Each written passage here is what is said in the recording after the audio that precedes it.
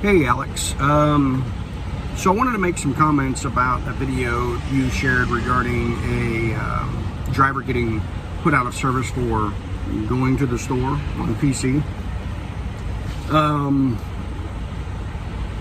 But I didn't want to write a novel in the comment section.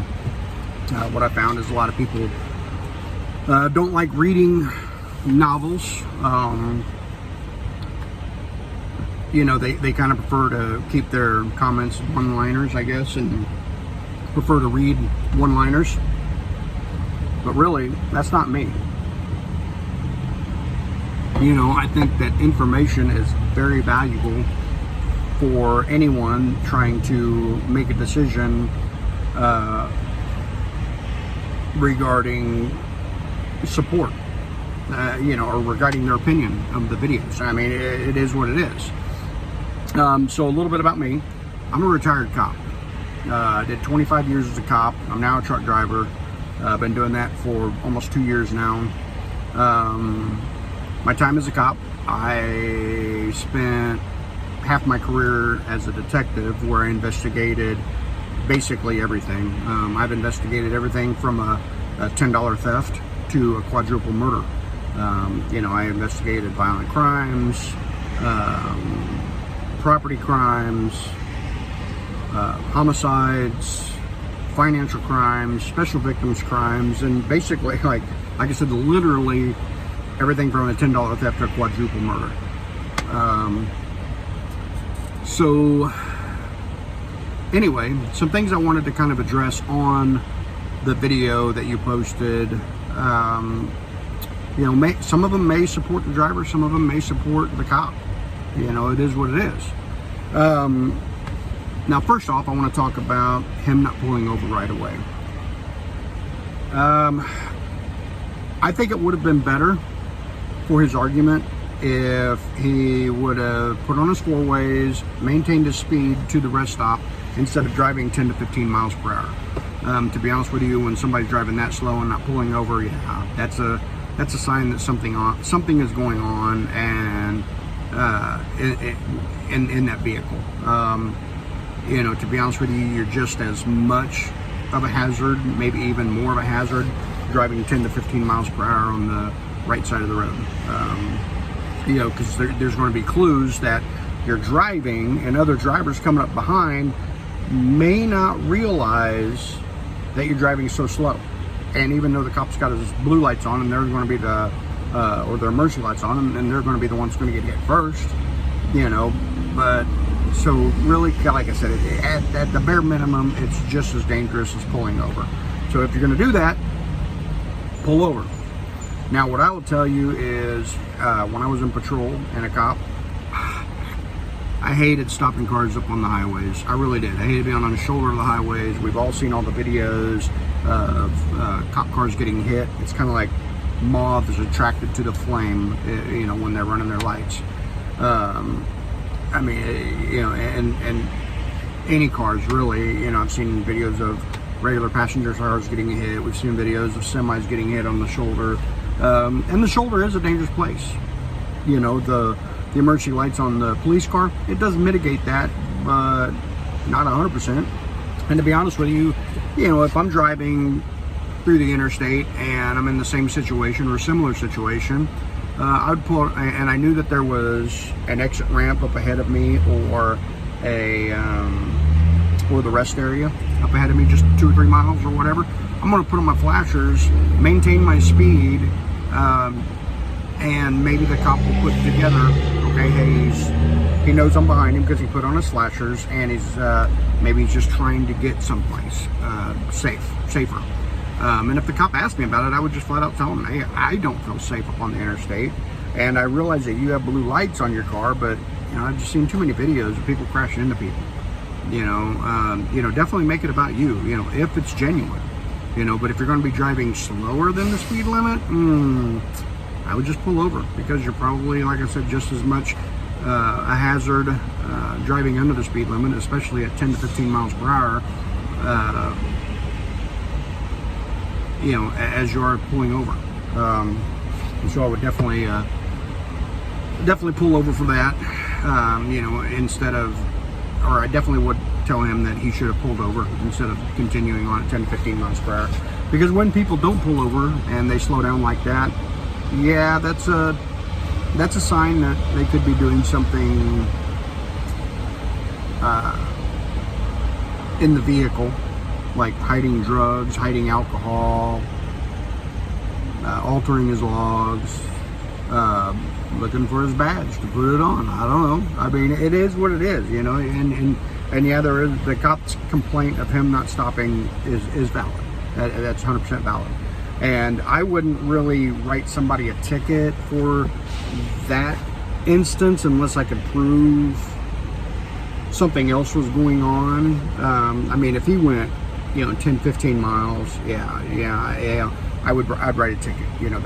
That's excessive. And something that I may ask the cop, if they're going to do a roadside inspection, I'd ask them, hey, can we go to a rest area? Because I'd rather sit in a rest area for an hour while we do the roadside inspection versus sitting on the shoulder of the road. And plus, there are some other reasons why people could do that. Why people could drive on instead of stopping. But in any case, like I said, 4 ways, maintain your speed if that's a legitimate concern of yours of stopping on the highway. Now let's get into his LED lights. Okay, what the trooper was referring to is actually Kansas statute KSA 8-1723. Now, this statute discusses things like lights and marker lights and stuff like that. Well, in one of the sections, it specifically talks about neon lights. Now, neon and LED are different, and I think in order for this part of the statute to be enforced, the state really needs to change that to LED, because it talks about neon, and neon is a very specific light. And basically that comes from people that used to mount those neon lights under their cars to give that glow, and basically it says the bulb cannot be visible. I did find on a Kansas police department, small town, well, that's a small city, I guess, police department, where they answered a general question about the statute, and they actually put LED in parentheses. Yeah, I don't think that's right. They talked about neon, and then they said or LED in parentheses. Yeah, that one honestly just needs to be changed, and I think it's 100% fightable. And to be honest with you, if somebody is respectful to the cop and says, hey, especially me, if I get pulled over and if I have LED lights on and I'm just showing, if I have my LED lights on that's trying to say that I shouldn't have those, I would politely ask them, hey, can you look up that statute? I happen to know that it's written specifically for neon, and this isn't neon. Now, granted, what I will tell you is I looked up that statute for vehicles in general. Maybe there's a different statute for commercial vehicles. I just now kind of realize that as I'm talking. But it sounds like the trooper knew there wasn't something specific for CMVs, and like I said, that's 100% vital, 100% winnable, I think. Honestly, that statute just needs to be changed if they want to enforce any of that. All right, now let's talk about his PC. All right, look, I get it. There's no limit on PC. I saw the video of the DOT inspector. But bottom line is they give us PC so that way we can take care of small things like going to the store or dinner or entertainment. And to be honest with you, we don't need to be jacking with that. Keep it right and just use it the way you're supposed to use it. Don't try to get over on somebody. I use PC to go to the store, but what I'm doing is I go to the store and then I will come back right where I'm at. I'm not going to use PC to start my day to go to the store and then get my items at the store and then start my driving clocks after that. That I think is somebody trying to get over on PC.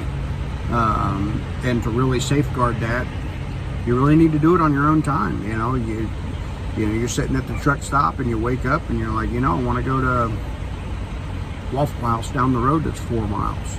You PC down there, you PC back to the truck stop, and then start your day. It's only 4 miles.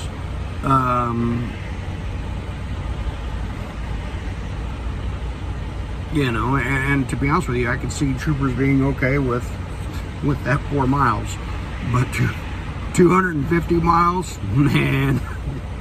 Especially when I was going to the store. I went to multiple stores. Yeah, no, I think that's somebody trying to circumvent the law, and they may be 100% right in doing it, but just because it's right doesn't mean we should be doing it. All right, so the last thing I want to touch on is a no supervisor on duty. Yeah, that's common in Kansas, at least. I know there's been times when there'd be no troopers working. I know there'd be times when there would be a trooper working and they would be covering a third of the state. There wouldn't be anybody around for, no other troopers around for 100, 200 miles. I mean, it is what it is. Yeah, so that's not uncommon. So when he said there was no supervisor on duty, yeah, that just is what it is. And him telling you that, or him telling the driver that he could call the next day. That's a perfect way to handle that. Excuse me, because realistically, we're not going to be calling a supervisor out in the middle of the night for that kind of stuff. But anyway, so that's my video. Like I said, I've been driving for 2 years now, and to be honest with you, I'm one of these people that, I kind of know the law, because I did it for 25 years. And I think what's important in a lot of these videos that gets posted on YouTube is that we get the complete story. I've seen a couple other videos of yours where you discussed the cops breaking out the window to arrest a guy. I mean, we need to know the whole story. I've had to extract a person or two from a car in my time, because they don't want to get out because they're under arrest and they think that, they're just going to stay in their car. And, that's just the cost of doing business. If I got to bust in your car to get you out, then that's what's going to happen. If I have a legitimate reason to arrest you, it's really your fault if you don't get out of the car and I got to come in and get you. But anyway, that's my video. Have a good day.